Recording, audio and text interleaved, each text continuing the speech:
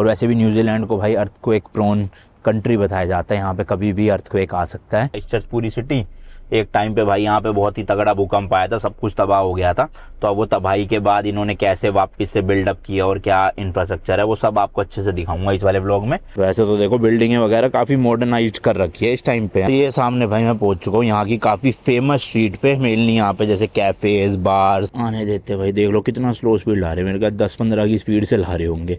बिल्कुल ही स्लो है कि पक्षी तक भी ना टकरा पाए। एंड ये जो आप सीबीडी एरिया देख रहे हो ना, ये सब डिस्ट्रॉय हो चुका था भाई, रीडिजाइन किया गया है पूरा का पूरा। क्या लिखा, standing in one place limited to 3 minutes. एक जगह पे भाई चैन से अब आप खड़े भी नहीं हो सकते 3 मिनट से ज़्यादा। चलो भाई अपने मोटर होम को वापसी करने का टाइम आ गया है। आज हमारा न्यूजीलैंड में लास्ट दिन है। अरे देखो यहाँ पे ना, ये न्यूजीलैंड में राइट टर्न लेना इतना ज़्यादा कंफ्यूजिंग है। अभी हमारी ना ग्रीन लाइट है, ठीक है, स्ट्रेट जाने वालों के लिए तो है, राइट वालों के लिए भी ग्रीन है, लेकिन सामने से भी भाई ट्रैफिक आए जा रहा है। तो अब आप कंफ्यूज हो जाओगे कि भाई राइट जाना है नहीं जाना है, सामने से भी गाड़ी आ रही है वरना तो ठुक ही जाओगे। तो इसमें बेसिकली क्या कॉन्सेप्ट होता है, आपकी राइट में भले ही ग्रीन हो लेकिन सामने वालों को प्रायोरिटी देनी पड़ती है। मतलब वो लोग जा रहे हैं तब तक जाते रहेंगे जब तक वो जाना चाहे। जब आपको लगे कि सामने से कोई नहीं आ रहा तब आप राइट मोड़ सकते हो ग्रीन पे। अभी तो रेड है फिलहाल, अभी तो हम कुछ भी नहीं कर सकते। पर ये बड़ा कंफ्यूजिंग है भाई, मतलब सामने से भी ट्रैफिक आ रहा है, हमें भी राइट होना है। कई देशों में है ऐसा सेम चीज ना, तो मेरे को तो आदत हो गई है, पता चलता है। बट भाई कभी कभी बहुत फ्रस्ट्रेटिंग हो जाता है क्योंकि इतना भाई सामने से ट्रैफिक होता है कि आप क्रॉस कर ही नहीं पाते। अब देखो, अब हमारा राइट में ग्रीन है ना, तो अब तो हम जा सकते हैं, लेकिन ये राइट वाला ग्रीन बहुत कम टाइम के लिए होएगा, हार्डली 15-20 सेकंड के लिए। तो जनरली नॉर्मल टाइम पे आपको राइट एरो नहीं दिखेगा, सिर्फ ग्रीन गोल वाला दिखेगा। पर उसमें सामने वाले को प्रायोरिटी देके अगर आपको लगता है सामने से कोई नहीं आ रहा फिर राइट ले सकते हो। तो है ना थोड़ा भाई कंफ्यूजिंग। बाकी अभी फिलहाल एक भाई इंडियन ग्रोसरी स्टोर है यहाँ पे, बॉम्बे करके कुछ। तो वहाँ से भाई प्याज टमाटर और थोड़ा सा आटा भी लेना है, आलू के परांठे बनाने का मन हो रहा है आज। तो हमारा ख़त्म हो चुका आटा, वहाँ से थोड़ी बहुत शॉपिंग करेंगे, फिर जाके अपने कैंप ग्राउंड में चेक इन, मतलब चेक इन तो कर चुका हूँ, बस स्लॉट पे गाड़ी लगा देंगे। बाकी एक और नया दिन, एक और नई जर्नी। मैं हूँ अभी फ़िलहाल न्यूजीलैंड के एक खूबसूरत शहर क्राइस्टचर्च में। एंड आप देख रहे हो भाई New Zealand motor home road trip का एक और नया एपिसोड, जिसमें मैं ये चलता फिरता मर्सिडीज़ का 1.5 करोड़ का घर 14 दिन के लिए रोड ट्रिप पे रेंट पे लेके निकला हुआ हूँ। ऑलमोस्ट ट्रिप खत्म हो चुकी है, ये लास्ट सिटी है हमारी इस ट्रिप की। आज हम क्राइस्टचर्च में हैं और एक्सप्लोर करेंगे। इस वीडियो में आपको दिखाऊंगा क्राइस्टचर्च पूरी सिटी।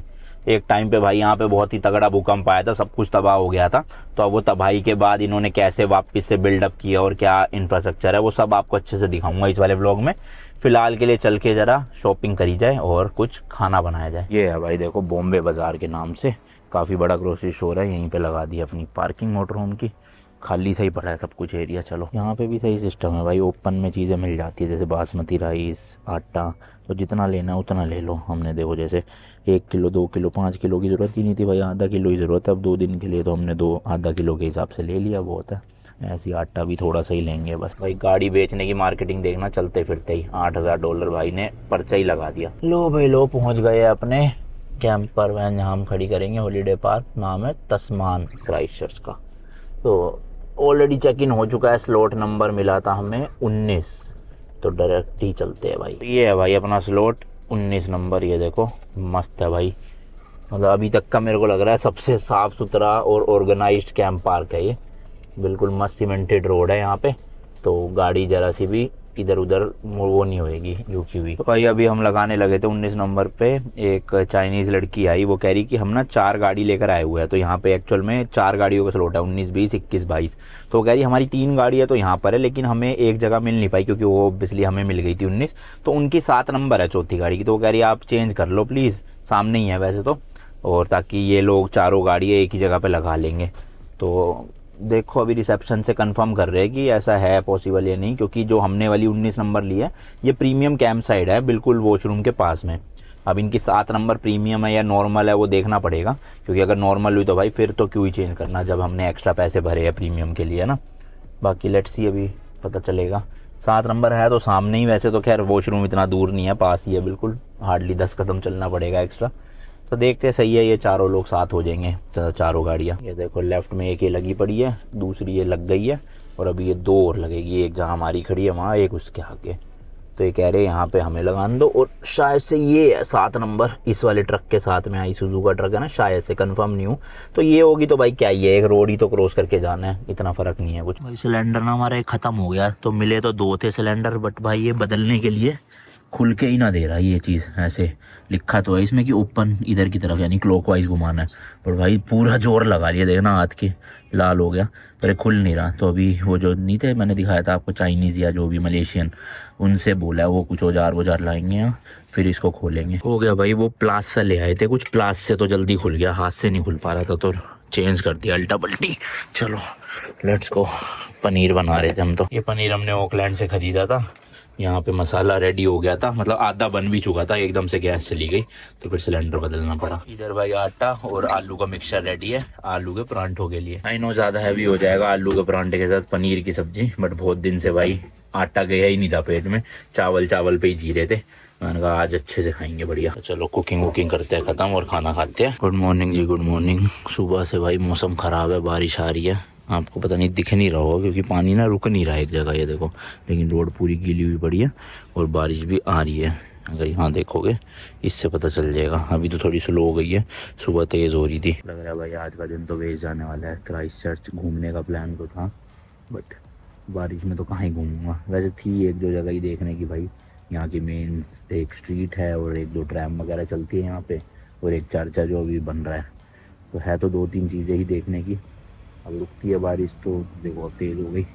अगर रुकती है बारिश तो जाया जा सकता है, क्योंकि 1-1.5 घंटे में घूम आऊँगा पूरा, बट रुके जब तो अभी तो वेट ही कर रहा हूँ भाई बस। ये देखो तेज़ हो गई, ये अच्छी बात है। यहाँ न्यूजीलैंड में ना पानी नहीं टिकता कहीं भी, हर जगह देखो ड्रेन्स वगैरह बने हुए हैं, जिसकी वजह से पानी सीधे चला जाता है, और घास में तो खैर वैसे ही नहीं दिखेगा। चलो अंदर बैठते अभी थोड़ी देर और। चलो यार रुक तो गई बारिश, तो देखो यहाँ पे खड़ी करी थी कल हमने।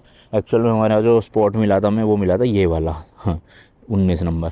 बट यहाँ वो देखा होगा आपने, जो चाइनीज़ या मलेशियन जो भी थे वो लोग, उन्होंने जो है यहाँ पे अपनी 4 गाड़ियाँ लगानी है, इस वजह से हमें यहाँ पे लगानी पड़ गई। बट ये भी अच्छी स्पॉट है। चलो ऊपर से वहाँ पे ना डंप स्टेशन पास में है, देखो वो रहा, तो डंप स्टेशन से थोड़ा दूर भी है। वैसे स्मेल वगैरह आती तो नहीं है, बट स्टिल अच्छी जगह है। देखो ना पूरा सीमेंटेड एरिया है ये, और इसी के जस्ट साइड में देखोगे बेंच भी लगा हुआ है, और वो अपना खंभा है 7 नंबर, जिससे पावर ले रखी है हमने। तो ओवरऑल कुछ ऐसी दिखती है अपनी चलती फिरता घर। बाकी पार्क देखो कितना बड़ा है, कई लोगों ने ट्रेलर लगा रखे हैं अपने, वो देखो है ना, कई दिन से रुके हुए हैं लोग लिटरली।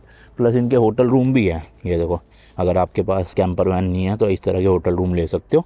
नीचे गाड़ी की पार्किंग भी दे रखी है, ये वॉशरूम वगैरह है, उधर थोड़ा आगे जाओगे किचन वगैरह है, तो सब कुछ है जुगाड़। ये वाला कैंप ग्राउंड पड़ा है अपने को $72 पर नाइट का, 2 रातों के लिए लिया हमने। ये देखो यहाँ स्पा भी है, और यहाँ कहीं पे हॉट बाथ का भी है इनका ना, फ्री ऑफ कॉस्ट है वो भी। तो फैसिलिटीज़ तो है, बस लॉन्ड्री शायद से पे करके करनी पड़ती है, बाकी सब ऑलमोस्ट फ्री है। ये है देखो बिल्डिंग मेन, यहाँ पे dining, shower, toilet, laundry, kitchen विचन सब कुछ है इस बिल्डिंग के अंदर।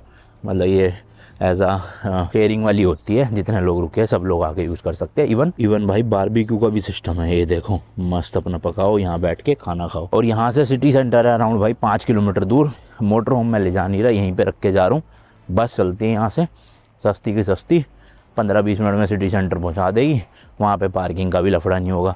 अपना घूम घाम के सिटी सेंटर 1-1.5 घंटा, मैक्स 2 घंटे में वापस ही आ जाऊँगा यहाँ पे। क्योंकि भाई आज हमें थोड़ा पैकिंग वैकिंग भी करनी है, आज हमारा लास्ट डे है।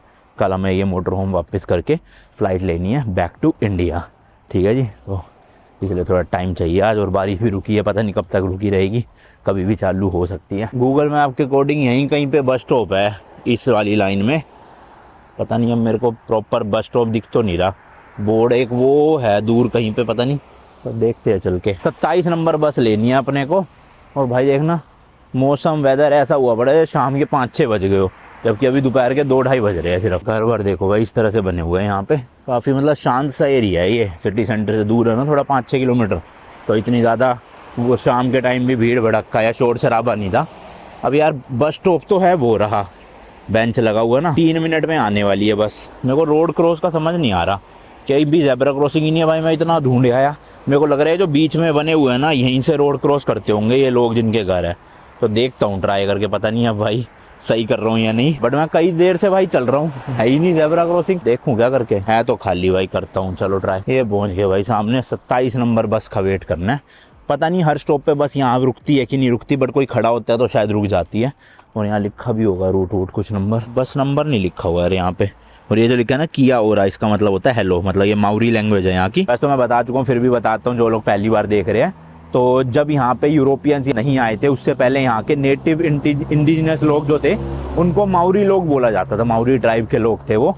तो उन्हीं की लैंग्वेज है माउरी लैंग्वेज। हालांकि उनकी पॉपुलेशन काफ़ी कम है अभी के टाइम पे देखोगे आप एज़ कम्पेयर टू यूरोपियंस, और अब तो इंडियंस भी काफ़ी ज़्यादा हो गए यहाँ पर। बट वैसे माउरी कल्चर माउरी लैंग्वेज को काफ़ी प्रिजर्व करके रखा हुआ है यहाँ की सरकार ने। हालांकि भाई सड़कों के गलियों के नाम वगैरह तो यूरोपियन ही है, वो देखो बेलफास्ट वगैरह इस तरह से।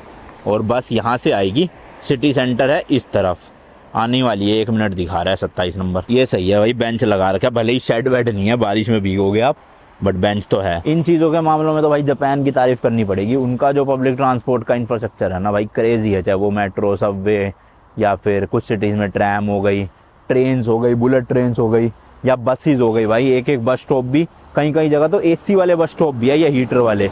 अपना मस्त कैबिन में बैठो बाहर और बस का वेट करो। स्मोकिंग रूम बने हुए जगह जगह, तो वो तो अलग ही लेवल पे ऑपरेट कर रहा है भाई। मेरे ख्याल से भाई यही है आ रही है जो, तो लिखा तो नहीं यार 27 नंबर। हाँ नहीं, इससे पीछे वाली है, ये नहीं है, वो वाली है। ये देखो भाई, हुंसबुरी 27, इंडिकेटर तो दे दिया भाई साहब ने, इसका मतलब रोकेंगे।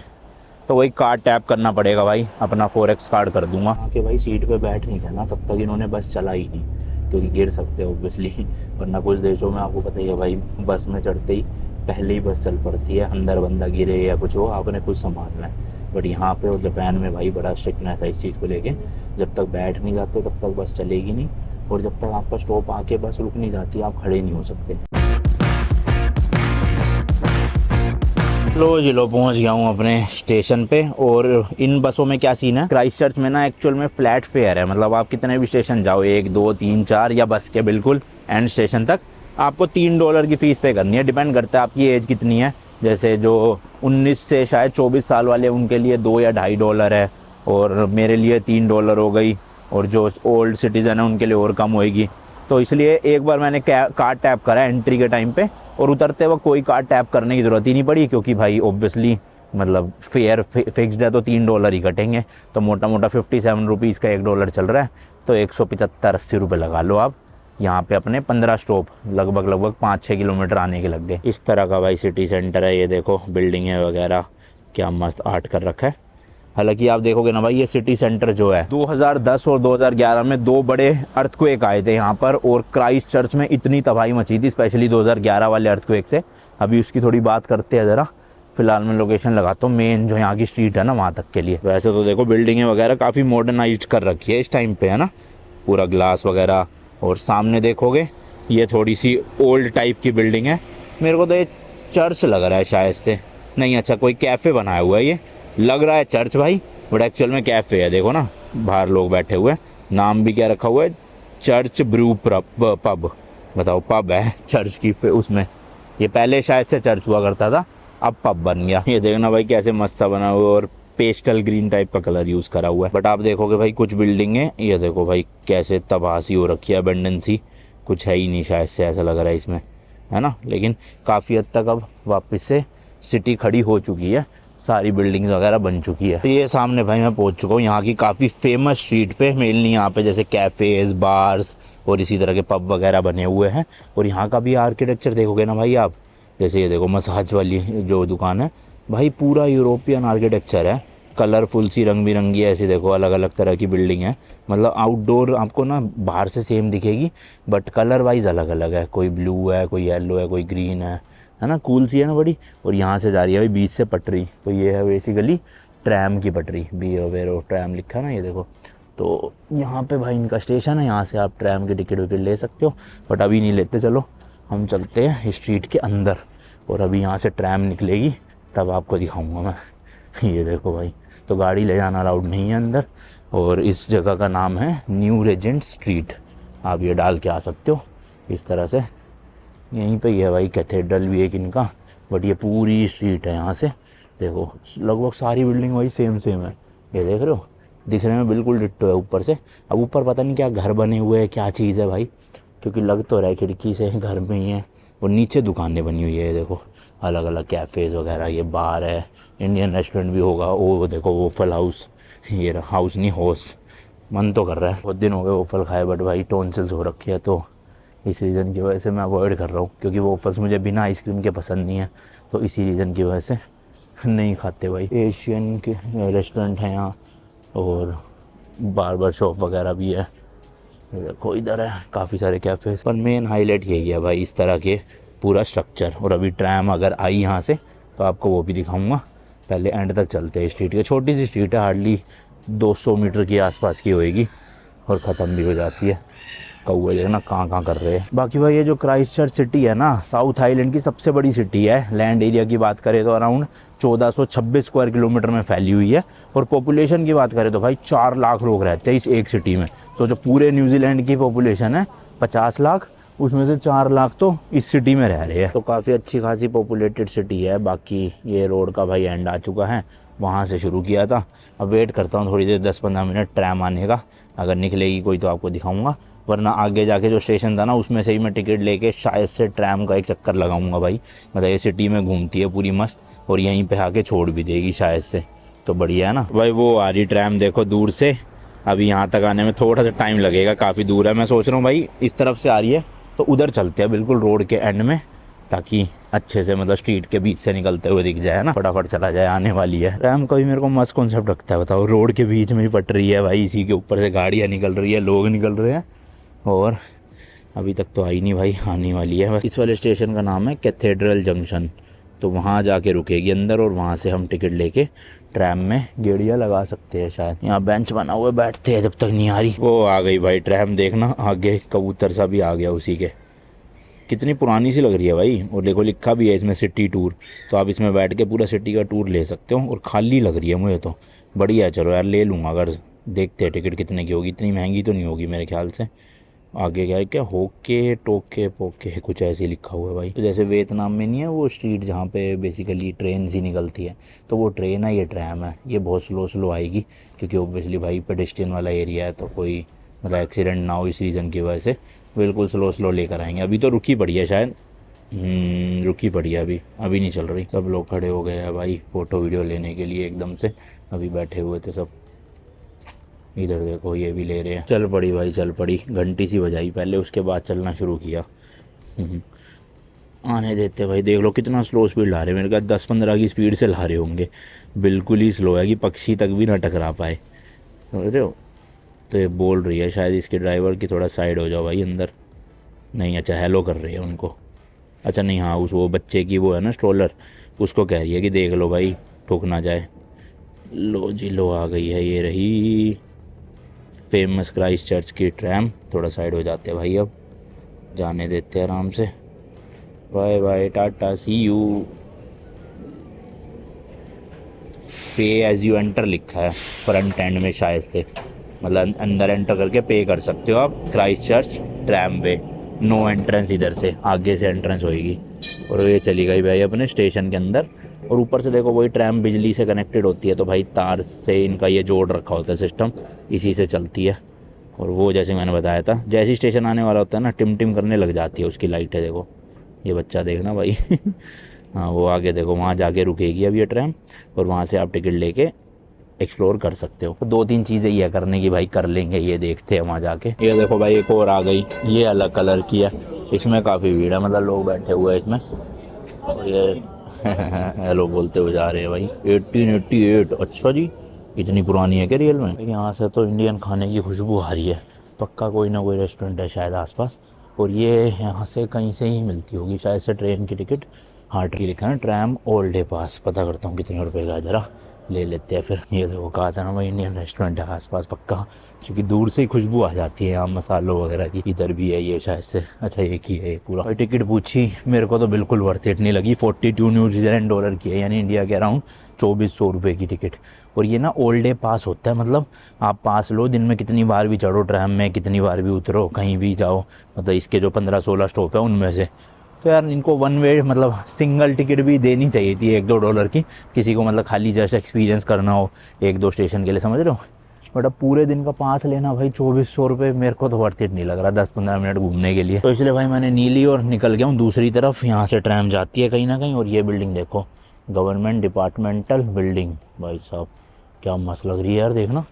ओए होए होए। हाँ, तो हम अर्थक्वेक की बात कर रहे थे। तो भाई सबसे पहले तो ना यहाँ क्राइस्ट चर्च में 2010 में एक अर्थक्वेक आया था जो था भाई 7.1 मैग्नीट्यूड का। इसका एपिसेंटर ना क्राइस्ट चर्च से लगभग 40 किलोमीटर वेस्ट था। बहुत सारी बिल्डिंग उस समय पे डिस्ट्रॉय हुई थी, डैमेज हुई थी। इसके अलावा सड़कों पे क्रैक्स बन गए थे। बट उस टाइम किसी की भी ना डेथ नहीं हुई थी भाई इस अर्थक्वेक में। लेकिन जब 2011 वाला अर्थक्वेक आया ना भाई, वो था तो पहले से छोटा 6.2 मैग्नीट्यूड का, लेकिन तब भाई पिछले वाले से बहुत ज्यादा मचाई, क्योंकि इसका जो एपिसेंटर था ना भाई वो सिटी सेंटर से बहुत पास में था, जिसकी वजह से अराउंड 185 लोगों की भाई डेथ भी हो गई थी। और बिल्डिंग्स वगैरह भी बहुत सारी जो है ऐसे तबाह हो चुकी थी। स्पेशली जो इनका ये CBD वाला एरिया ना, ये काफ़ी ज़्यादा तबाह हुआ था उस टाइम पे अर्थक्वेक से। और जितनी डिस्ट्रक्शन हुई ना, उसकी रीबिल्डिंग कॉस्ट अराउंड भाई 40 बिलियन न्यूजीलैंड डॉलर एस्टिमेट की गई है, जो कि बहुत ज़्यादा होता है। ये जो आप CBD एरिया देख रहे हो ना, ये सब डिस्ट्रॉय हो चुका था भाई, रीडिज़ाइन किया गया है पूरा का पूरा। कुछ चीज़ें अभी भी चल रही है रेनोवेशन में, और कुछ को बिल्कुल ही प्लान बदल दिया गया। अब जितनी भी बिल्डिंग्स है ना मॉडर्न वाली, वो सारी भाई अर्थक्वेक रेजिस्टेंट बनाई गई है। स्पेशली जापान से इंजीनियर बुलाए गए, क्योंकि आपको पता ही भाई जापान में ही बहुत अर्थक्वेक आते हैं। तो इस रीज़न की वजह से वहाँ पे भी सारे स्ट्रक्चर्स अर्थक्वेक रेजिस्टेंट होते हैं। मतलब जब अर्थक्वेक आएगा तो ऑब्वियसली शीशे वगैरह, खिड़कियाँ वगैरह तो टूटेंगी, लेकिन स्ट्रक्चरल डैमेज नहीं होगा, बिल्कुल बिल्डिंग ढह नहीं जाएगी इन स्ट्रक्चर्स की वजह से। और वैसे भी न्यूजीलैंड को भाई अर्थक्वेक प्रोन कंट्री बताया जाता है। यहाँ पे कभी भी अर्थक्वेक आ सकता है, तो यहाँ की बिल्डिंग्स तो ऑब्वियसली होनी भी चाहिए भाई थोड़ी सी ना अर्थक्वेक रेजिस्टेंट वाली। ये भाई यहाँ का फेमस कैथेड्रल है जो पूरी तरह से डिस्ट्रॉय हो चुका था। मैं इसकी फ़ोटो लगा दूंगा कि पहले कैसा था, और अर्थक्वेक आने के बाद देखो भाई कैसी हालत हो गई थी। और 2011 में अर्थक्वेक आया था भाई, अभी 2026 चल रहा है। ऑलमोस्ट 15 साल से ये रेनोवेशन ही हो रही है इसकी, मतलब रीबिल्ड किया जा रहा है। बहुत पैसा लग चुका है इसमें, ऐसा कहते हैं। ये देखो लोहे के स्ट्रक्चर वगैरह बांध रखे हैं, सब कुछ पैड वैड, ताकि कंस्ट्रक्शन इसका कर सके। अभी ऑब्वियसली ओपन नहीं होगा भाई जब तक कंप्लीट नहीं हो जाता। और सोचो भाई 15 साल से भी ज़्यादा हो गए इसको अभी तक, लेकिन कंप्लीट नहीं हुआ ये। मैंने ऐसे सुना शायद से अभी इसकी कंस्ट्रक्शन रोक दी गई है, क्योंकि पैसे बहुत ज़्यादा लग रहे थे। और यहाँ के लोगों ने कुछ कहा था कि भाई हम मतलब हमारे टैक्स पेयर के पैसों से क्यों बना रहे हो, बहुत खर्चा कर चुके हैं ऑलरेडी। तो शायद से इसलिए कंस्ट्रक्शन रुकी पड़ी है। मैं श्योर नहीं हूँ, मैं बताना किसी को पता हो तो कमेंट्स में। अब देखो भाई है तो प्रॉपर ऐसे ग्लास वाली बिल्डिंग्स ही, नई भी जितनी बनाई है। तो अर्थक्वेक आएगा मेरे ख्याल ये शीशे वीशे तो भाई सब टूटेंगे ही टूटेंगे, बस ये है कि स्ट्रक्चर नहीं टूटेगा। ये देखो कितनी मस्त मस्त भाई ऊंची ऊंची बिल्डिंग है। और ये पूरा कैथेड्रल काफ़ी बड़ा है, मेरे को लगा उतना ही एरिया है वो, लेकिन यहाँ तक है। ये देखो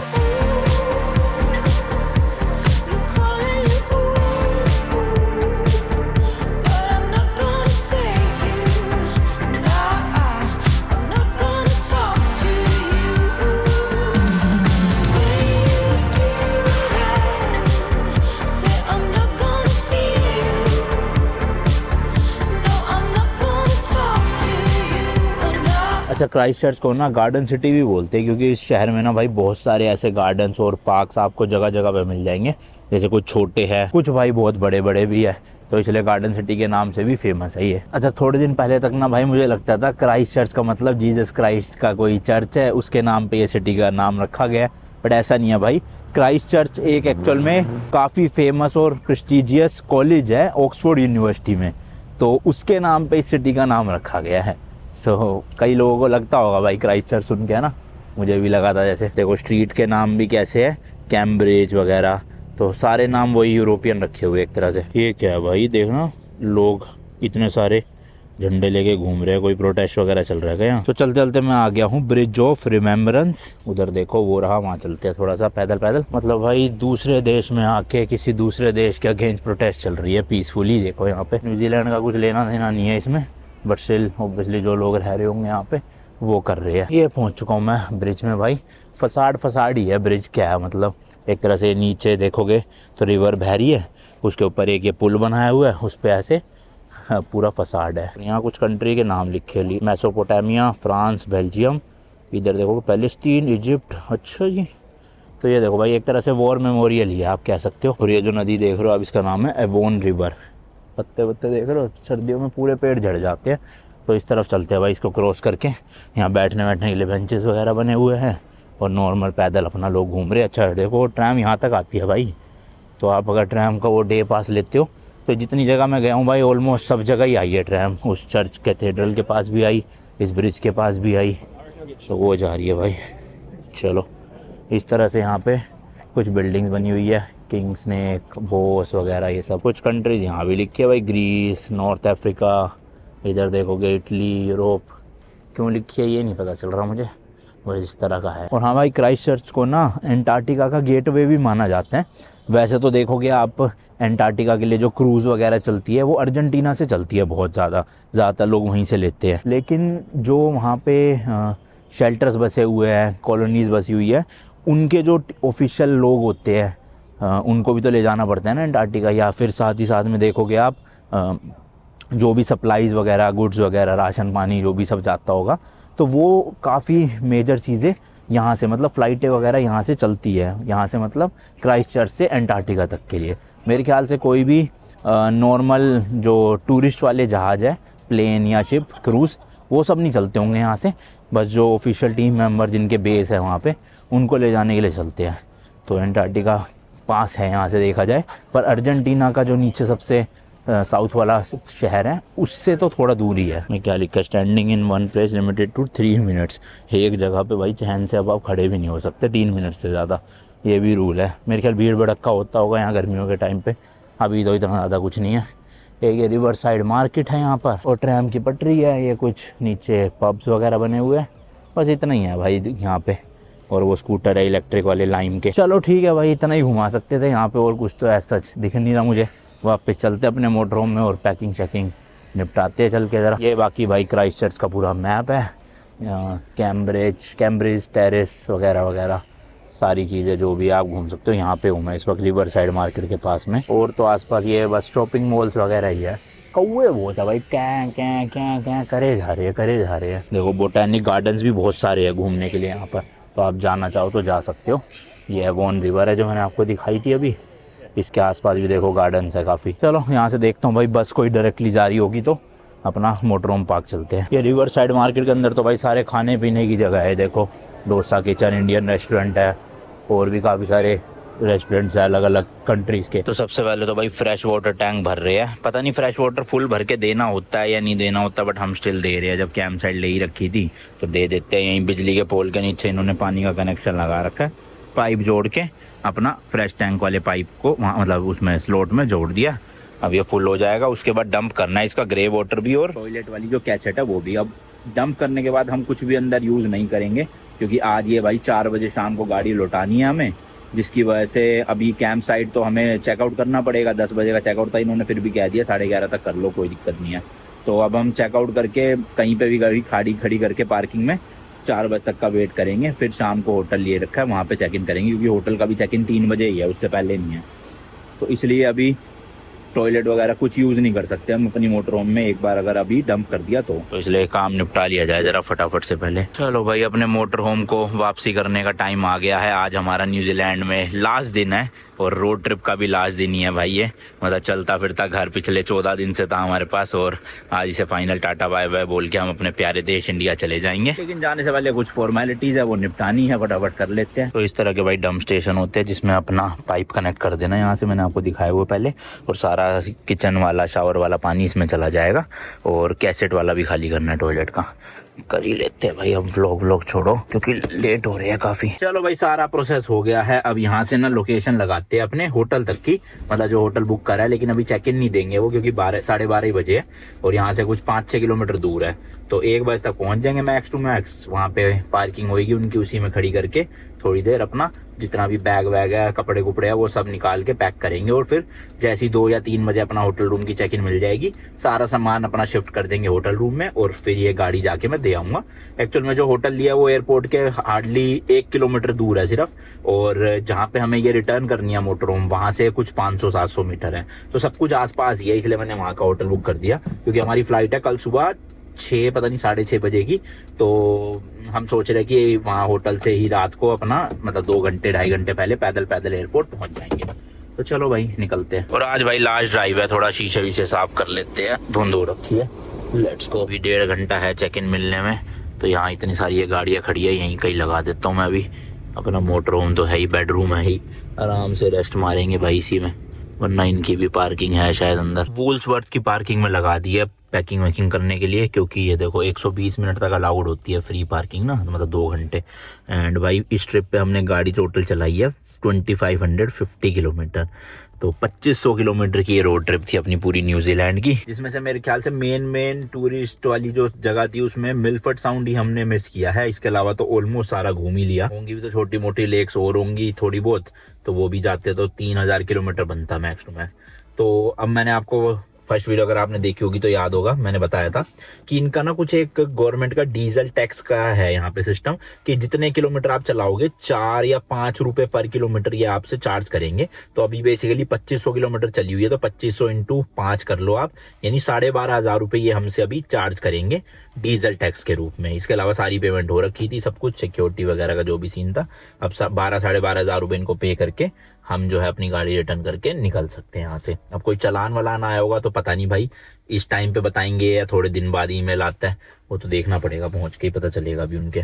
फिलहाल अभी हमारे पास 2 घंटे है, 2 भी नहीं 2 बज चुके, तो 1 घंटा ही है, 1-1.5 घंटा सारा बैग वैग सारा पैक करना है। तो इनका जितना भी बर्तन बुर्तन थे वो तो सब कुछ धो धू के भाई हमने वापस से लगा दिए। देखो सब कुछ बिल्कुल साफ सुथरा पैक कर दिया है, गैस वैस बिल्कुल चमका दी है, देख रहे हो, सिंक चमका दिए पूरा, कहीं पे भी कुछ भी निशान दाग नहीं मिलेगा। ये सारे शेल्फ वगैरह मेरे ख्याल खाली कर दिए है, ये इन्हीं का सामान है। ठीक है जी, इसमें हाँ इसमें अपने ये मसाले पड़े हैं, ये निकालने हैं। बाकी ये मैंने देख लिया, तीनों खाली है बिल्कुल। सारे तौलिए मैले वहाँ रख दिए है, कंबल चद्दर तकिए सब वहाँ रख दिए। ये सब धोने की जरूरत नहीं होती है, ये सब ये खुद ही करते हैं लॉन्ड्री। यहाँ से ये सारा सामान उठा के अपने बैग में डालना है। उधर भाई सूटकेसेस खुले पड़े हैं दोनों बड़े वाले, एक में गंदे कपड़े डाल देंगे, एक में जो साफ कपड़े वो डाल देंगे। इसमें डाल देंगे अपने टॉयलेटरीज का सामान, फेस वॉश वगैरह, और एक और ऐसा ही है ग्रे कलर का, उसमें डाल देंगे सारे इलेक्ट्रॉनिक्स। बाकी ओवरऑल ठीक ठाक ही है, मतलब कोई दिक्कत नहीं है। फ्रेश वाटर वगैरह मैंने आपको दिखाया, कर ही दिया था। चलो भाई ये सारा मैं काम फटाफट से निपटा लेता हूँ, क्योंकि देन यार भी फिर आपसे मिलते हैं, ठीक है जी। इवन भाई अंदर से पूरी क्लीन करके दिया झाड़ू लगा के, हम मिट्टी तो हटा दिया, पर अब ये जो दाग है भाई ये तो ऑब्वियसली हम धोएंगे नहीं। और यहाँ पोछा मार दिया था लेकिन एक बार ना, तो ये फर्श तो पूरा चमक रहा है अच्छे से, मिट्टी विट्टी कहीं नहीं है। टेबल चमका दिया, ये शेल्फ चमका दी, तो ओवरऑल हमने तो अपनी तरफ से भाई अच्छा कर दिया है। क्योंकि इन्होंने लिखा हुआ था एग्रीमेंट में कि अगर आप गंदी गाड़ी देते हो तो उसके कुछ ये फाइन वाइन लगा देंगे, $200-300 शायद। गंदी का मतलब है कि आपने कूड़ा छोड़ दिया हो, ऐसे नहीं कि भाई एक एक चीज टायर तक चमका के दो।